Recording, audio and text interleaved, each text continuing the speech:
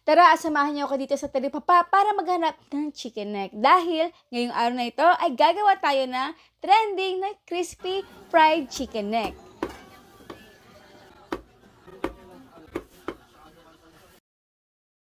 Una, ipiprepare muna natin yung mga gagamitin natin pang marinate dito sa ating chicken neck.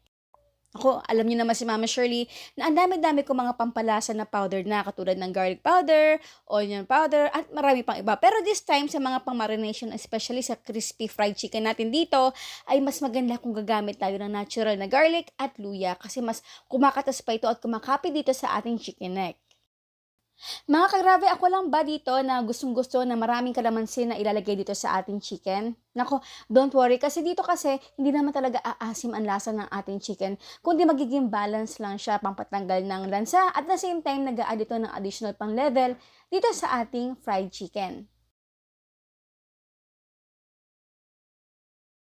At syempre sa iba pang pampalasa natin, kailangan natin dito ng asin, syempre ng patis, at ng ating pepper. Syempre magdadagdag din ako dito ng paprika. Kung wala kayo nito, okay lang yon.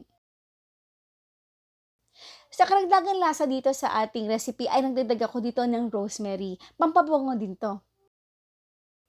Gamit na marinis sa kamay ay i-massage natin ito at make it sure, syempre, na pati loob, under, ibabaw ng chicken neck or chicken skin natin dito ay well distributed talaga yung ating marination. Para iwas dry ang ating chicken sa loob ng ref, ay takpan natin ito ng cling wrap or kahit na mismong takip ng pinaglagyan natin.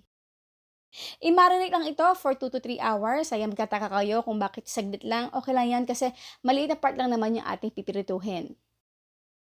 After natin ito ma-marinate, ay tagal-tagal din natin yung mga luya, ginger, at kung ano-ano pa natin ang mga buto-buto dyan dito sa ating marination.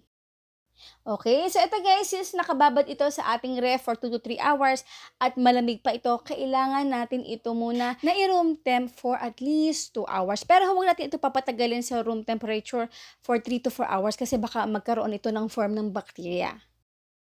Dito sa ating recipe ay gustong-gusto ko talaga na crispy itong kalalabasan ng ating chicken. Kaya pinaghalo ko ang flour, ang all-purpose flour at ng cornstarch. Siyempre, huwag din natin kalimutan yung mga pampalasa na asin, paminta, at ng paprika.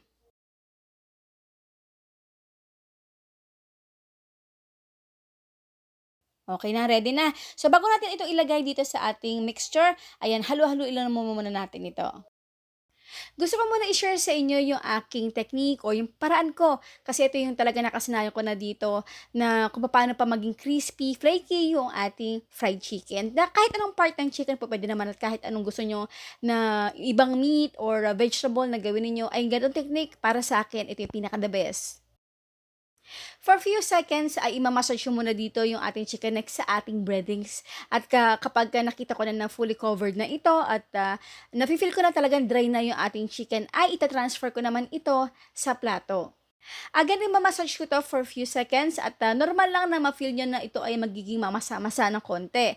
Kapag ito na-feel nyo na, next ay i-check nyo yung iba pang part kung wala pang breading mix. Dito tayo magbubudbud naman ng ating breading mixture at again, i-massage ito for few seconds. So makita nyo dito na magkakaroon na ng form ng mga flakes at talaga naman ito yung magsisilbi na maging crispy pa yung ating fried chicken neck.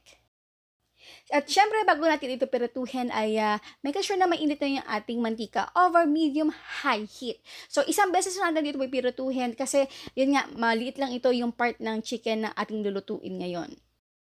Pirituhin lang natin ito hanggang sa maging ganito na ang itsura. Mararamdaman nyo naman yan kapag hinahalo-halo natin ng bahagya.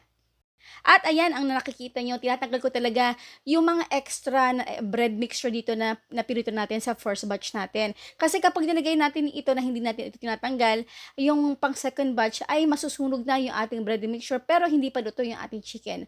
Magiging mangyari yan, kakapit ito sa ating chicken at maapektuhan yung texture at maapektuhan din yung lasa ng ating fried chicken.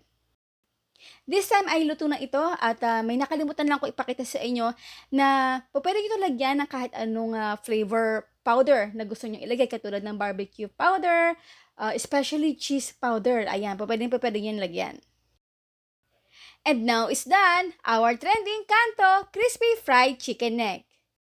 Yan, bago tayo magtikiman portion, ang tanong ni Mami Shirley, ilang gramo ng chicken neck ang ginawa or ginamit natin dito sa ating recipe? Ang inyong sagot sa comment box section. Pero meron pa ko isang tanong syempre, kasi ayan lang naman basically na alam natin na gawin dito sa chicken neck na fried. Kung may alam pa kayo na pwede natin paggimitan dito sa chicken neck, paki-comment na lang sa comment box section. Okay mga kagrabe, kung gusto niyo na mapasama sa ating 12 winners sa ating 12 days of giveaways na itong paparating na Pasko 2022, paki-share lang tong video na to at i-hashtag ang hashtag ASG12Gifts 2022. Make sure na naka-public po ha. Ang ating outro, keep safe, be healthy, and be happy. Bye!